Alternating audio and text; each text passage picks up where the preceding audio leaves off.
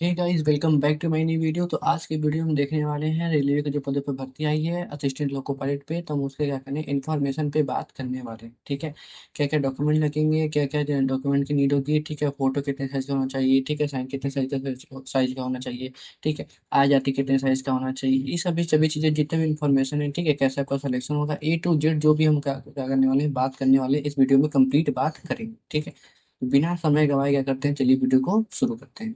ठीक है, तो वीडियो को शुरू करने से पहले मैं बता दूं, ठीक है, तो ऑनलाइन आवेदन करने की जो प्रारंभिक तिथि जो आई है वो है, यानी कि 12 अप्रैल से क्या हो चुका है, आपका फॉर्म शुरू हो चुका है, जो कि क्या चलने वाला है 11 मई 2025 तक रात के 12 बजे तक चलेंगे। ठीक है, पेमेंट कब तक कर सकते हैं, पेमेंट आप कर सकते हैं, ठीक है, वो कर सकते हैं आप 13 मई 2025 तक कर सकते हैं। आप यहाँ पे देख रहे हैं, मेंशन है इसमें ऑलरेडी। ठीक है, फिर क्या पूछ रहा है इसमें, ठीक है, यानी कि पेमेंट क्या है, अगर आपके साथ चुका है कि कोई फॉर्म अगर आपको कोई गलत हो गया है, ठीक है, यानी कि कोई करेक्शन हो गया है, यानी कि कोई गलत हो गया है, ठीक है, तो आप करेक्शन पे जो पोर्टल कब से कब तक ओपन होगा, ठीक है, वो ओपन होगा 14 मई से लेकर 23 मई तक का। ठीक है, उसमें भी कुछ चीज़ें क्या है कि सभी चीज़ें आप करेक्ट नहीं कर सकते हैं। ठीक है, तो नीचे हम वीडियो में बात करने वाले हैं क्या क्या चीज़ें आप करेक्ट कर सकते हैं, क्या क्या चीज़ें नहीं कर। एलपी का जो पेमेंट होने वाला है, ठीक है, वो लेवल 2 का क्या है, आपका क्या रहेगा, जॉब रहेगा, जिसमें 19,900 रुपये क्या रहेगा, पेमेंट रहेगा आपका। ठीक है, वो A1 का क्या है, अब यानी कि क्या होना चाहिए आपको, जो फिजिकल क्या होना चाहिए, मीन्स कह लीजिए मेडिकल जो टेस्ट होना चाहिए वो A1 मीन्स कह लीजिए कि पास कोई भी क्या होना चाहिए, मेडिकल टेस्ट में क्या होना चाहिए, कोई भी कमी नहीं होना चाहिए। मीन्स कह लीजिए कि कोई कोई क्या होता है कि क्या करता है कि पढ़ने के लिए क्या करता है 0.25 पर क्या करता है, चश्मा लगाता है, तो वो भी नहीं होना चाहिए। यानी कि क्या होना, आपकी आंखें जो होनी चाहिए वो क्या होनी चाहिए, 100% क्या होना चाहिए, एक्टिव और स्वस्थ होनी चाहिए। ठीक है, और एज क्या होना चाहिए, वो एज होना चाहिए आपका तकरीबन में, ठीक है, वो 18 से 30 साल के बीच में ही होना चाहिए। ठीक है, इससे ज़्यादा अगर एक दिन भी कम हुआ तो आपका फॉर्म क्या हो जाएगा, स्वीकार नहीं किया जाएगा। ठीक है, यानी कि एक्सेप्ट नहीं किया जाएगा। फिर आइए बात करते हैं कि ठीक है, तो आयु क्या होना चाहिए, 18 से 30 साल के बीच में होना चाहिए। ठीक है, तो अगर इससे एक दिन में ज़्यादा होगा या फिर कम होगा तो क्या करेगा, आपको फॉर्म को क्या किया जाएगा, रेट कर दिया जाएगा, फिर फॉर्म फिल नहीं कर पाएंगे आप। ठीक है, और ठीक है, जो भी आप रजिस्ट्रेशन किए होंगे, यानी कि शुरू में क्या होता करना पड़ता है, जैसे ही आप रजिस्ट्रेशन करेंगे आरआरबी की वेबसाइट पर, ठीक है, तो उसमें आपको अकाउंट बनाने के लिए बोला जाएगा, जिसमें आप ओटीपी प्राप्त करेंगे, जिसमें आपको क्या करना पड़ेगा, एक फ़ोन नंबर और वैध यानी कि क्या होना चाहिए, एक वैलिड ईमेल आईडी क्या होना चाहिए, होनी चाहिए। ठीक है, अगर जो चीज़ें आप क्या कर रहे हैं, फ़ोन नंबर और ईमेल आईडी क्या कर रहे हैं, एक बार इनपुट कर ले रहे हैं, तो इसको बाद में क्या कर सकते हैं, आप जो से बोल रहा है कि करेक्शन में क्या कर सकते हैं, चेंज कर सकते हैं, तो नहीं, चेंज नहीं कर सकते हैं।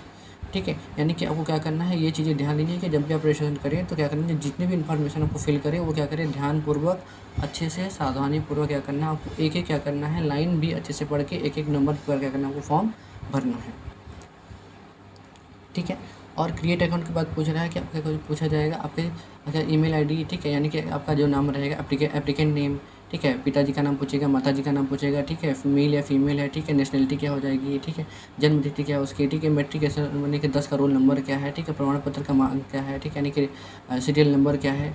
ठीक है, जितनी भी चीज़ें हैं, जो भी ई के वाई सी मीन्स कह लीजिए कि आपको क्या हो जाएगा, बैंक का क्या हो जाएगा, इन्फॉर्मेशन भी आपका क्या हो जाएगा, इसमें मांगने वाला है, जैसे कि पासबुक से रिलेटेड। ठीक है, यानी कि क्या होना चाहिए, 10 12, ठीक है, आपको आईटीआई का सर्टिफिकेट चाहिए। ठीक है, यानी कि आपको आधार कार्ड चाहिए।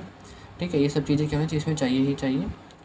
ठीक है, और जो फॉर्म फीस होने वाला है, ठीक है, अगर आपने क्या कर लिया, कोई गलती कर ली है, ठीक है, यानी कि क्या हो चुका है, जो चीज़ आप करेक्ट कर सकते हैं, ठीक है, यानी कि ये सब चीज़ें आप करेक्ट नहीं कर सकते हैं। ठीक है, यहाँ पे देख लीजिए मेंशन कर रखा हुआ है, तो ये चीज़ें आप क्या कर सकते हैं, नहीं कर सकते हैं। इनके अलावा अगर कोई चीज़ आपकी गलती हो गई है तो ये चीज़ें आप क्या कर सकते हैं, करेक्ट कर सकते हैं, ऐसा ऑलरेडी इसमें मेंशन कर रखा हुआ है। ठीक है, फिर अगर आपने कोई अगर इनके अलावा कोई गलती करी तो उसके लिए आपको क्या करना पड़ेगा, 250 रुपीज़, यानी क्या करना पड़ेगा, 250 रुपीज़ क्या करना पड़ेगा, आपको एक्स्ट्रा पे करना पड़ेगा, जो कि नॉन रिफंडेबल, आपको वापस नहीं किया जाएगा। ठीक है, अब ये देकर क्या करना, आपको करेक्शन करना पड़ेगा, यानी कि आपने क्या किया है, क्या करना पड़ेगा, अगर आप जनरल और ओबीसी से बिलोंग कर सकते हैं तो ये फॉर्म का फीस जो है 500 रुपये है, तो 500 रुपये क्या हो चुका है, गलती का क्या हो जाए 250, यानी कि टोटल कितने हो जाएंगे, 750 रुपीज़ हो जाएंगे। बाकी एससी एसटी वाले के लिए क्या होना चाहिए, वो ओवरऑल क्या है, अगर गलत कर भी दिए हैं तो उनके लिए भी क्या है कि उनके लिए भी क्या है, फॉर्म लगेगा ही लगेगा, लेकिन क्या है कि वो जो पूरा अकाउंट पैसे जो होगा वो 500 के नीचे ही रहने वाला है। ठीक है, बात करने वाले निगेटिव मार्किंग की। ठीक है, निगेटिव मार्किंग है, ठीक है, लेकिन एक है कंप्यूटर आधारित, ठीक है, कंप्यूटर बेस्ड एप्टीट्यूड टेस्ट है, जिसका नाम है CBAT के नाम से जानते हैं लोग। ठीक है, इसमें निगेटिव मार्किंग नहीं है, लेकिन अगर आप CBT 1 देंगे, CBT 2 देंगे तो उसमें निगेटिव मार्किंग है, यानी कि क्या करना पड़ेगा।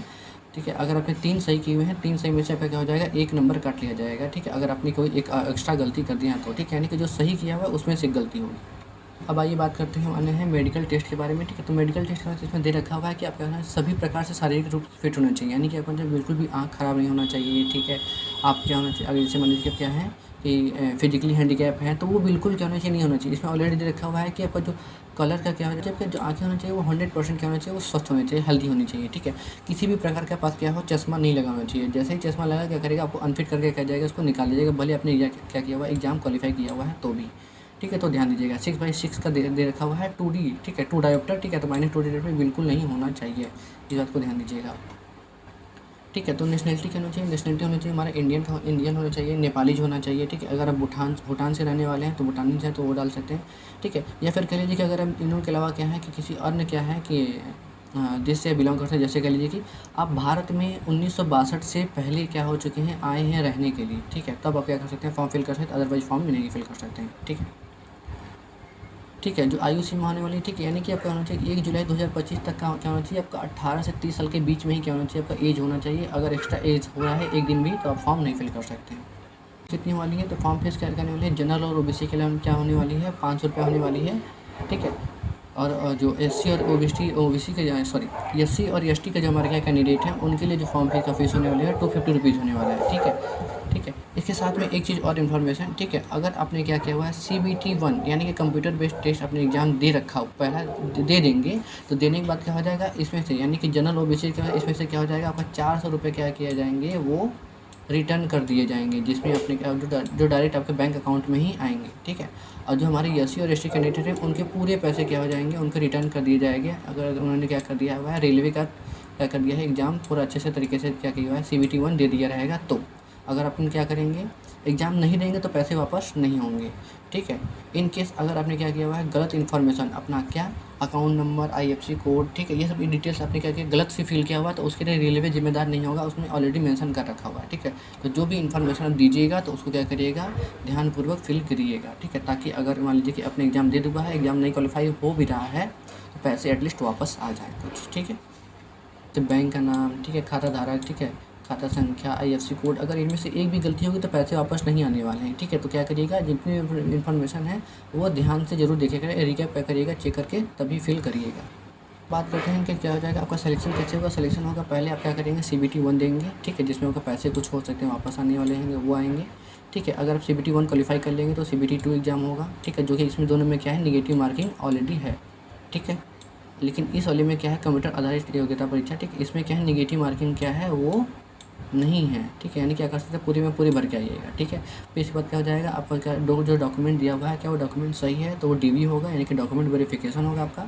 फिर बोल रहा है चिकित्सा परीक्षा, यानी क्या करना होगा, मेडिकल एग्जामिनेशन होगा। अगर आप सभी में क्वालिफाई कर जाएंगे तब आपका क्या हो जाएगा, सिलेक्शन, आगे आप क्या करते हैं, जॉब कर सकते हैं, ठीक है। तो बात करने वाले हैं जो CBT 1 में क्या करने वाला है, वो 1 घंटे का पेपर होगा, जिसमें आपका क्या हो जाएंगे 25 क्या रहेंगे, क्वेश्चन रहेंगे। हर क्वेश्चन क्या रहेगा, एक नंबर का रहेगा, ठीक है, जिनमें निगेटिव मार्किंग है, ठीक है। फिर उसके बाद अगर CBT 1 क्वालिफाई कर ले रहे हैं तो CBT 1 क्वालिफाई करने के बाद क्या हो जाएगा, आपका क्या रहेगा, फिर उसके बाद CBT 1 में क्या, CBT 2 में क्या होता है, दो पेपर होता है, ठीक है। एक होता है पेपर 1 और होता है पेपर 2, ठीक है। तो पेपर 1 में क्या रहेगा, 2 घंटे 30 मिनट, जिसका कुल मिला के बताया कुल प्रश्न 175, ठीक है। मतलब पेपर 1 में क्या रहेगा, आपका 90 मिनट का पेपर ड्यूरेशन रहेगा, जिसमें 100 प्रश्न आपको करने रहेंगे, ठीक है। पेपर 2 में क्या है कि आपका 60 मिनट का क्या रहेगा, ड्यूरेशन रहेगा, जिसमें आपको क्या करना पड़ेगा, 75 क्वेश्चन रहेंगे, ठीक है, जिनमें क्या नेगेटिव मार्किंग है, ठीक है। तो आप ये देख लीजिए, आप अगर आप IIT ट्रेड से हैं, ठीक है, आपने BE या फिर क्या किया BTech का रखा हुआ, तो ये इन्फॉर्मेशन क्या होना चाहिए, आपका क्या होना चाहिए, आप इसका स्क्रीनशॉट लेके क्या करिएगा, ले लीजिएगा, ठीक है।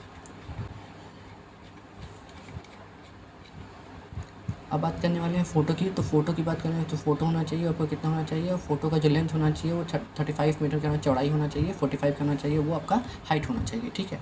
और क्या होना चाहिए, जो फ़ोटो का साइज़ कितना होना चाहिए, वो 50 से 150 के बीच में होना चाहिए, जिसमें आपका बैकग्राउंड क्या हो, वाइट हो, लेकिन आपने क्या हुआ, सफ़ेद कलर का क्या कर रखा हो, शर्ट ना पहना हो, ठीक है। इस बात को क्या उसमें बता रखा हुआ है। फ़ोटो 2 महीने से पुरानी अधिक नहीं होनी चाहिए, ठीक है।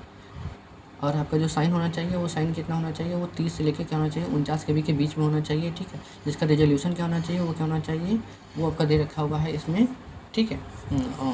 जिसमें बोले 35 mm क्या होना चाहिए, वो लेंथ होना चाहिए, 20 mm क्या होना चाहिए, आपका हाइट होना चाहिए आपके इमेज का। ठीक है, एससी और एसटी प्रमाण पत्र, ठीक है, यानी कि जो हमारे क्या है एससी और एसटी कैंडिडेट के लिए है, ठीक है। तो वो क्या है और किस लिए बोल रहा है कि देना पड़ेगा वो अपना जो है आय प्रमाण पत्र, ठीक है। तो मीन्स वो एग्ज़ाम अगर देने जा रहे हैं, अगर एग्ज़ाम सेंटर बहुत दूर पड़ गया उनका, तो स्लीपर क्लास यानी कि ट्रेन वो क्या करेगा स्लीपर, ठीक है, यानी कि स्लीपर क्या रहेगा फ्री ऑफ कॉस्ट क्या करेंगे वो एग्ज़ाम देने जा सकते हैं ट्रेन में बैठकर, ठीक है। जिसका क्या होना चाहिए वो जो हमारा साइज़ होना चाहिए, जो आप क्या करेंगे अपना जो आय प्रमाण पत्र देंगे वो 400 केबी की कम का होना चाहिए। मैं आशा करता हूँ कि ये वीडियो आपको पसंद आया होगा और सारी इन्फॉर्मेशन जो मैंने बताई है वो आपको समझ में आई होंगी, ठीक है। तो वीडियो अच्छा लगा हो तो लाइक कीजिए, शेयर कीजिए और सब्सक्राइब कीजिए, ठीक है, और दोस्तों में ज़रूर शेयर करिएगा।